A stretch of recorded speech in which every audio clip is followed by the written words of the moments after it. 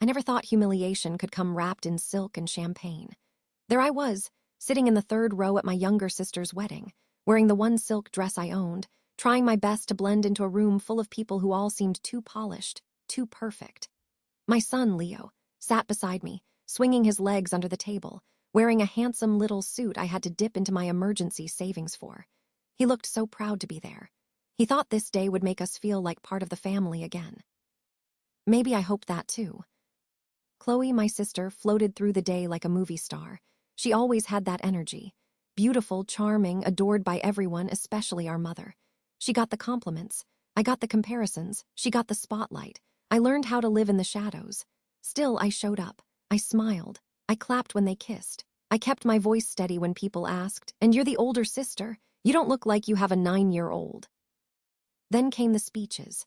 The groom's best friend went first. Some mildly funny anecdotes, light laughter. Then it was Chloe's turn. I expected something sentimental, something about love, maybe something about growing up together. I even raised my glass in anticipation. I should have known better. She lifted her crystal flute and smiled out over the room. "I want to thank everyone for coming," she began, glowing. "It means the world to have you here. And of course, I want to say something special about my big sister." I turned to Leo and smiled at him. He looked up at me with excitement. For a moment, I believed she was about to say something kind. Chloe went on, "Elara's been such a role model. She's a single mom, strong, independent, and clearly unwanted by anyone else." The room erupted into laughter. My stomach flipped. I thought I misheard her, but she kept smiling like it was the most charming joke she'd ever told. Some guests looked confused, but most laughed harder, clinking their glasses like it was all in good fun. I didn't know where to look. My heart pounded in my ears. Leo tugged at my sleeve and whispered, "Why did she say that about you, Mama?" Before I could answer, my mother added loudly from her table, not missing a beat. "She's a hand-me-down, but hey, she still cleans up nice." More laughter, sharper this time. It was the kind of laughter that cuts through skin. The kind that lets you know everyone sees you differently now. Not as a guest, not as family, as entertainment, as pity, as shame. I couldn't move. I couldn't breathe. My face burned, but I refused to let the tears fall. Not in front of my son. Not in front of them. My fingers curled into my napkin under the table, gripping it like a rope. I looked around the room, searching for someone, anyone, who might meet my eyes and offer something resembling compassion. My grandfather looked down at his plate. My cousin smirked at her phone.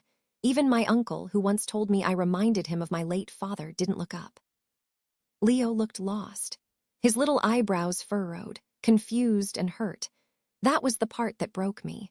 Not the words, not the laughter, not the shame, but the fact that my son was watching it all, trying to understand why his mother, the woman who kissed his scraped knees and stayed up late helping with his math homework, was being mocked by her own family.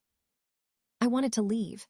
I wanted to grab Leo's hand, walk out, and never look back, but something in me hesitated. I wanted to speak. I wanted to defend myself, to tell them they didn't know half of what I've carried, what I've survived. But my mouth was dry. My legs were trembling under the table. Then before I could move, I heard a chair scrape back.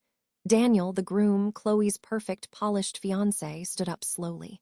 He didn't look amused. He didn't look at Chloe. He didn't look at the guests. His eyes went straight to me, and something in his face made the entire room freeze. In that instant, I knew something was about to happen. Not a rescue, not a fight, a reckoning. People often think being the older sibling means you lead the way, that you're looked up to.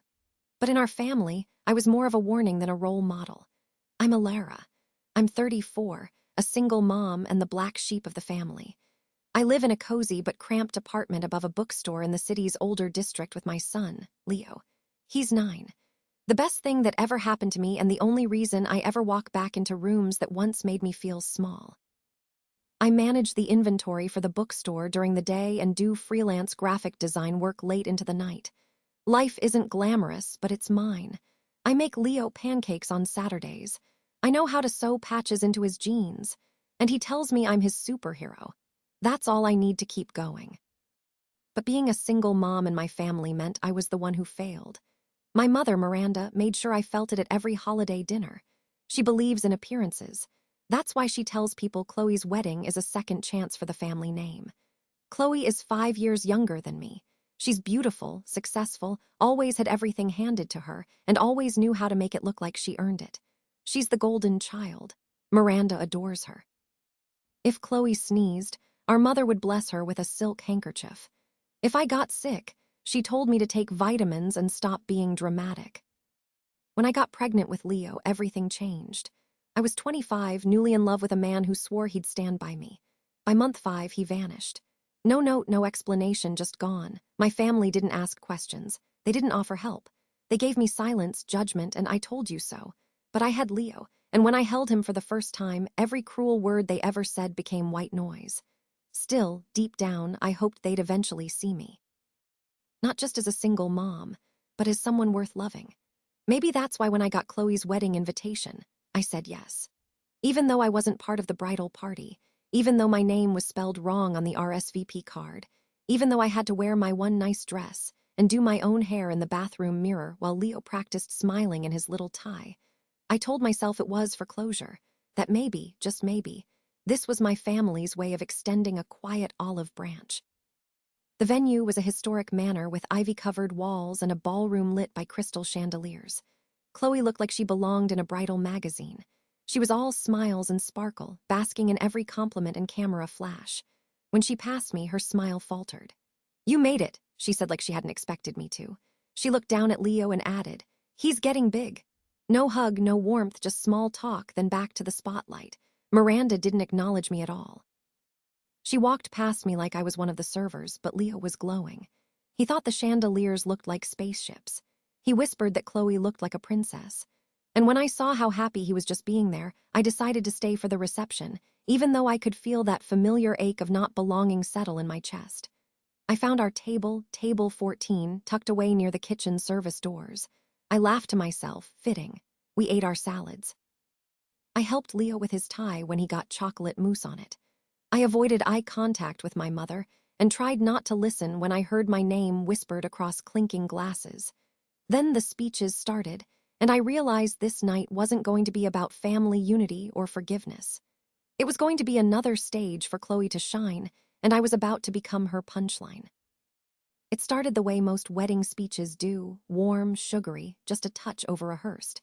Chloe stood up with perfect posture, holding a champagne flute in her freshly manicured hand. Her dress shimmered under the reception lights, and the room instantly hushed in anticipation. She smiled, pausing just long enough for everyone to settle. "I want to thank all of you for being here," she began. "It's the happiest day of my life, and I'm surrounded by the people who mean everything to me." I watched from the back table, trying to convince myself that I was included in that sentence. Leo was perched on the edge of his chair beside me, kicking his legs, completely enchanted by the whole fairy tale of it. Chloe continued, speaking sweetly about her new husband, Daniel, about love, timing, and fate. I relaxed a little. Maybe, just maybe, this speech wouldn't turn into something cruel. Then she shifted. "And of course," she said with a sly smile, "I want to give a shout-out to my big sister. You've always been such a strong example." The spotlight moved. I could feel eyes turning toward me. I sat up a little straighter. I smiled politely. Chloe continued, her voice light but pointed. "She's the bravest woman I know. She raised a child on her own. No husband, no partner, just her, and well, whoever was kind enough to babysit." The room chuckled. My stomach tightened. "But seriously," she added, "it's incredible how she's managed. A single mom, unwanted by anyone, but still showing up." Laughter, real, loud, unfiltered laughter. I felt the breath leave my body. My cheeks flushed hot. My hands froze around the napkin in my lap. I glanced at Leo. He was frowning, confused, glancing around like he was trying to understand why people were laughing at his mom. Then came the worst part. My mother, Miranda, laughed louder than anyone. She leaned toward her table mates and added, just loud enough to carry, "She's a hand-me-down, but she still polishes up well."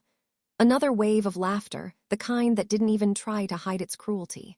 My vision blurred for a second. It felt like being slapped, except no one had touched me.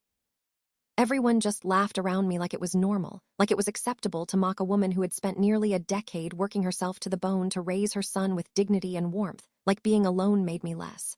I looked down at Leo. His smile had vanished. He leaned into me, whispering, "Why did she say that? What does she mean?" I wanted to answer, but I couldn't find the words. I couldn't protect him from this moment. I couldn't shield him from the way our family saw me. That kind of pain doesn't hide well. My heart raced. I looked around the room for an exit, for someone who might step in, someone who might say enough. But no one did. Some people looked uncomfortable, but they didn't speak. They just looked at their glasses, their plates, their phones. Even Grandpa Arthur, who used to call me his little lion when I was a kid, avoided my gaze. He was there. But in that moment, he wasn't with me. I was alone again. The thing is, I could have taken it if it were just me. I've spent years swallowing that kind of treatment.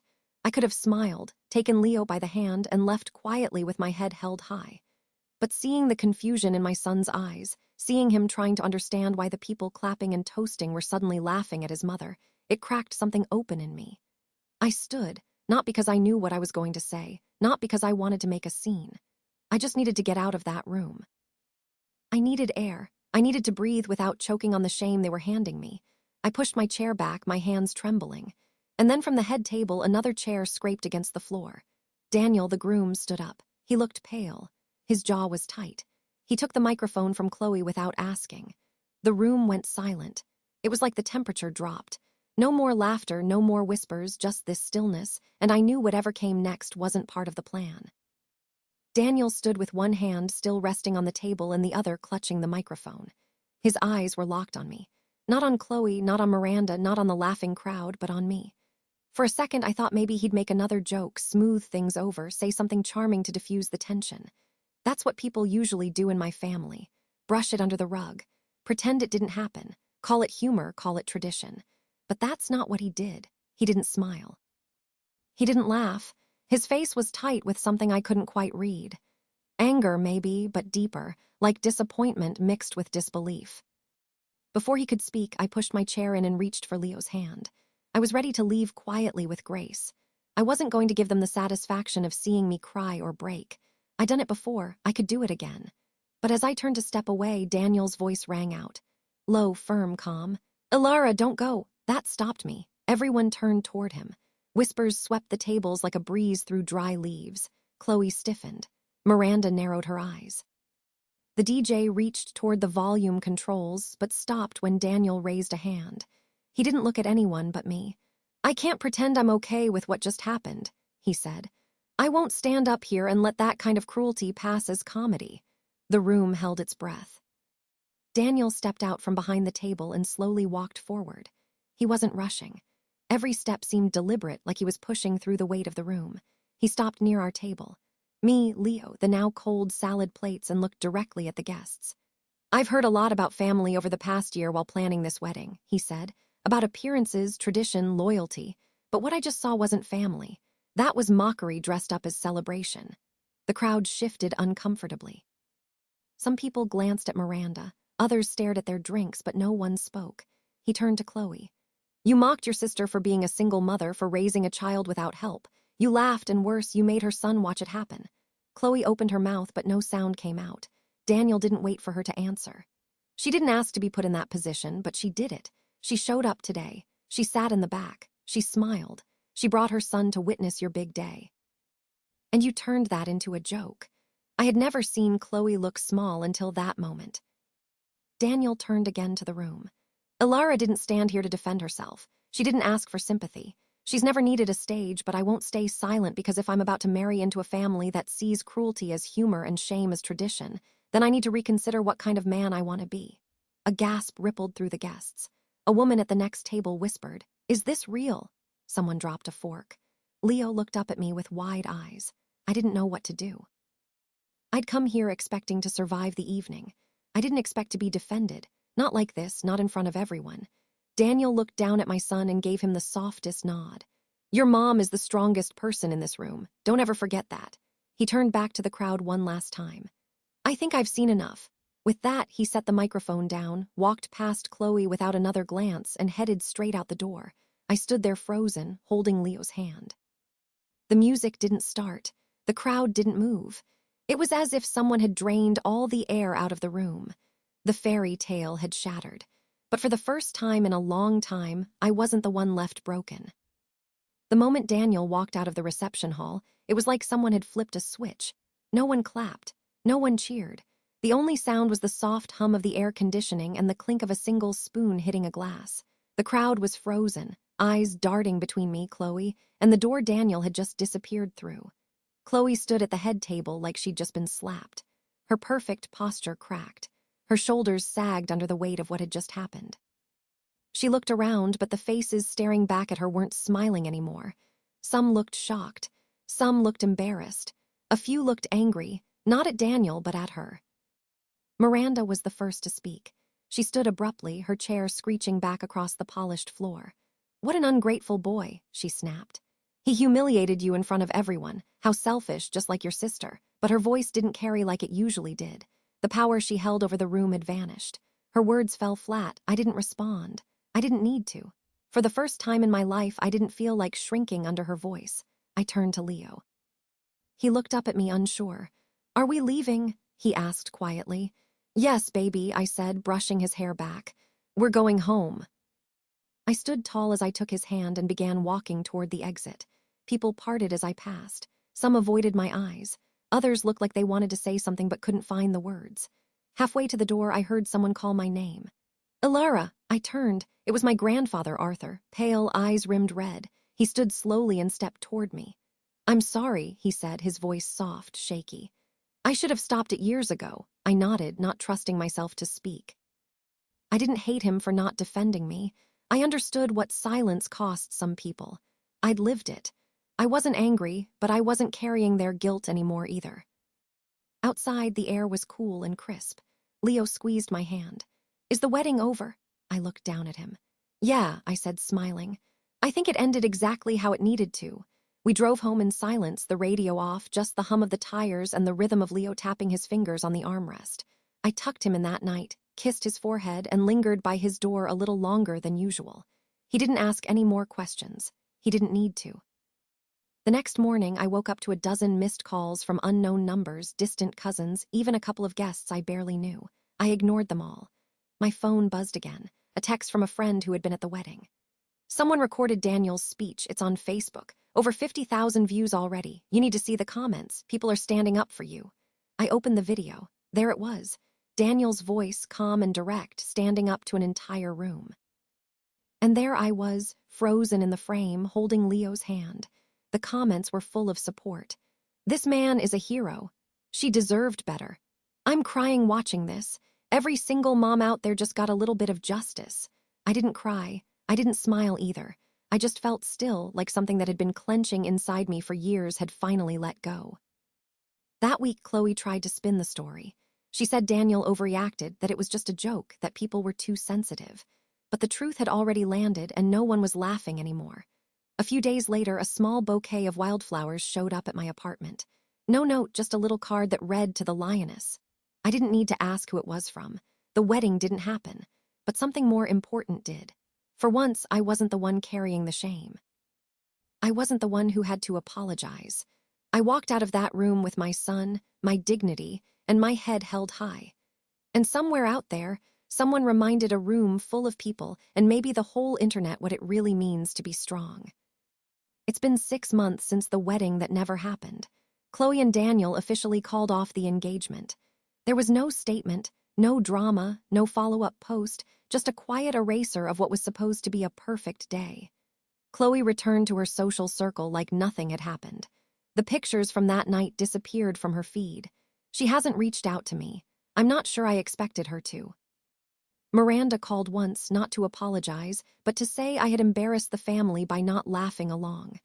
I listened for exactly 30 seconds, then told her something I never thought I'd have the strength to say. "I'm not your scapegoat anymore." Then I hung up. It wasn't angry. It wasn't dramatic. It was clean, simple, final.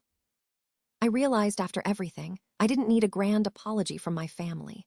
I didn't need them to suddenly change or recognize my worth. I just needed to stop waiting for their permission to see it in myself. My life didn't transform overnight. I still work long hours.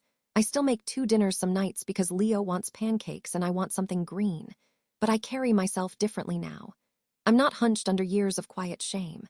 I don't hide in the back of rooms anymore. Leo's changed, too. He asks more questions now, smart ones.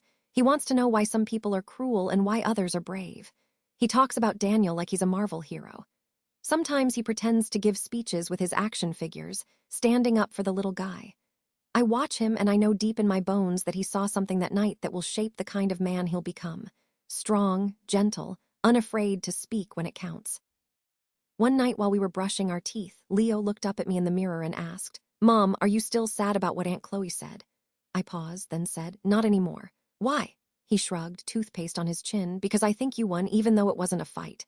That stayed with me because he was right. I didn't yell. I didn't insult anyone back. I didn't demand justice or cry in public or make a scene. I simply stood up, held my son's hand, and walked away. And someone else, someone unexpected, decided that silence wasn't good enough anymore. Daniel didn't just stand up for me. He reminded everyone in that room what love actually looks like.